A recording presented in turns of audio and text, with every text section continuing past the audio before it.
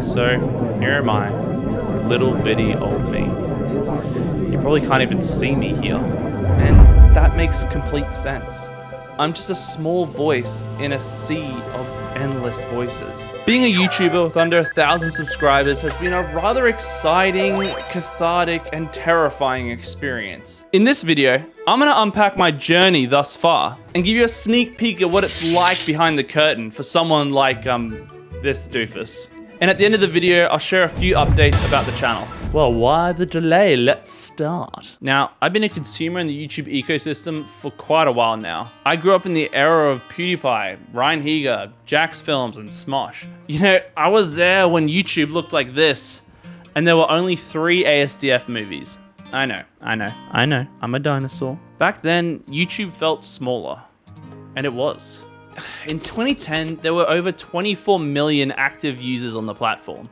Not content creators, just users. In 2024, the year I'm making this video, there's an estimated 63 million content creators and over 2 billion users. For further context, my video that I last uploaded is 16 minutes, right? And every day on YouTube, there is over 720,000 hours worth of video uploaded. That 16-minute video that I made is 16 minutes out of 43,200,000 minutes that was uploaded that day. The amount of stuff uploaded to this site is just insane. And all of those people that create, I'm supposedly in direct competition with, biting for people's attention. How am I meant to do this? I always had an itch to want to make videos, like many of us out there. But the fear of failure is a powerful foe, one of which would take many moons for him to vanquish. Alright, cut. Man, why can't I just like make a video easy? Why have I got a green screen? Just make it chill. Why? No one's gonna watch it, bro. Just seriously, nothing fancy. Let's just go. But my story is one that I'm sure at least some of you can relate to. It's a tale as old as time. For a bit of context, growing up, I never considered myself an academic. Life kind of popped off, you know, in the bad kind of way in my childhood. But hey, that happens. Yoicks! As a teen, I loved escaping from my world through acting. The idea of embodying another character was liberating. However, as I grew older, it felt impossible to succeed in the industry, so I just didn't even try. Talking about the fear of failure, yeah. As I continued to grow, dealing with those family life thingies left me in a spot of bother. I felt lost and displaced. And for me, the message of hope found in the Christian gospel like legitimately changed me. All I'd known for a little while then was emptiness, and all of a sudden there was warmth. I felt a burning desire at around the age of 18 to pursue ministry in some form. However, talking about the fear of failure. So I graduated high school and studied nursing instead. Classic. All right, it's obviously more complicated than that, but you get the point. Remember how I said I love escaping from my world? Well, you guessed it, video games is another outlet for me. Whenever things felt a bit, you know, I would boot up something like Kingdom Hearts 2, or play Call of Duty, or play one of the various licensed games I had. Seriously, I had way too many of those things. It was a serious problem. What was up with the PS2 in doing that? And after about half an hour, all those problems would just fade into obscurity. And everything was lovely once again. Wonderful. Now, I know that hiding from your world isn't exactly helpful, but in my youth, it was all I knew. Fast forward now to 2021. The world was in disarray in its recovery from COVID. People were isolated, and they were hoarding toilet paper, and they were slinging racial slurs like a trebuchet. During the end of COVID, I decided to slap a Ghost of Tsushima video together. It was nothing special. My mic quality was abysmal, my editing was rigid, and my commentary was about as insightful as a packet of peanuts. Lord Sakai. But here's the thing about all this. I created something. There was nothing, but now there's something. I did it. I mean, no one watched me or cared, but I actually did it. And this acted much like a catalyst for me, igniting a spark in me that I had not felt for a long time. Now, before I started this, looking from afar, I always thought that making content was really easy. But as a small content creator, to make a video, you need to plan it, package it. This includes ideating the thumbnail and title. Then you write a script, shoot the footage, edit it, for like 20 to 30 hours if you're this idiot. Then spend another couple of hours re-editing it because your video sucks and it also got copyright claimed. Stinks, doesn't it? And only once all these steps have been completed do you press the sacred button.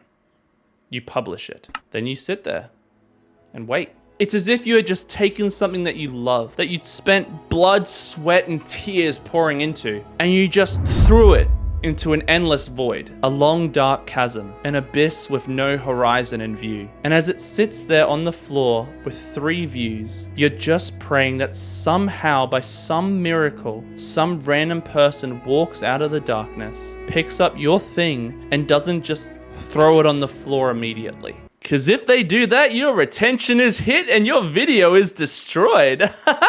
Creating videos is a time-consuming, lonely hobby. There's a myriad of analytics that you can fret over too and nuke your mental health if you're into that sort of thing. I've never been happier. But in a random moment, as you just gotten the gumption to work on your next video for whatever reason, you notice a notification. A random comment from a random person has randomly appeared in your inbox, and they've said something kind to you. It's from there that you begin, invigorated and encouraged to lock into your next project. Because now one extra person likes your stuff.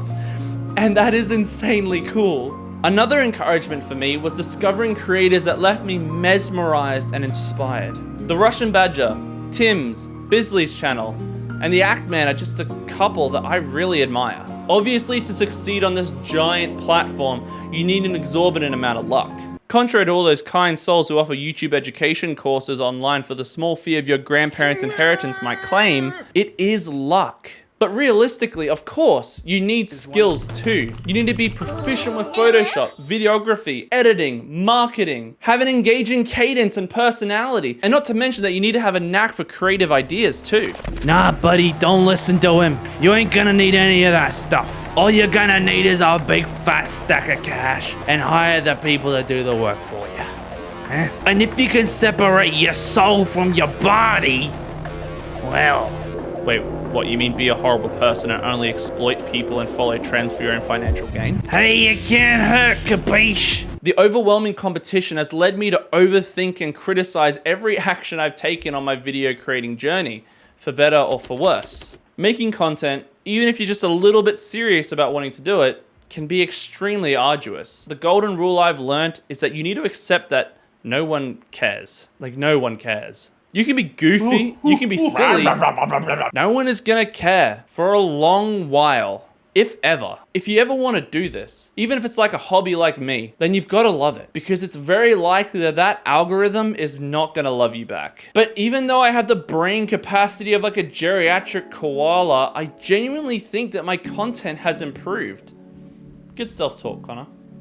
But the only way that I'm gonna get better and make videos faster is raw, unadulterated time. And the only way to do that is to ask about that horrible thing that I hate talking about. Talking about dollar bills, y'all. Moving into the new year, I will be starting a Patreon. Now, don't freak out. Don't freak out.